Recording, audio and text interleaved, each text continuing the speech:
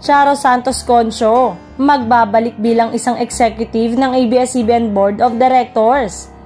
Itinalaga ng ABS-CBN Corporation ang dating ABS-CBN President at CEO na si Maria Rosario Charo Santos Concio bilang bahagi ng Board of Directors ng kumpanya.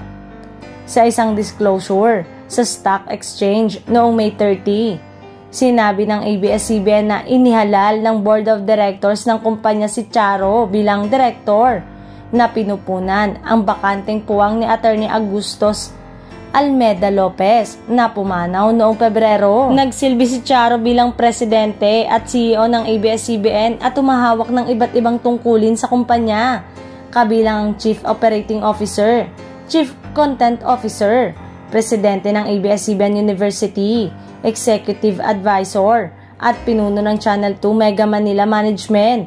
Tinanghal din siyang Asian Media Woman of the Year ng Content Asia, Women of the Year ng Asia Pacific Steve Award at tumanggap ng Gold Stevie Award sa Female Executive of the Year sa Asia Australia o New Zealand sa Stevie Award of Women.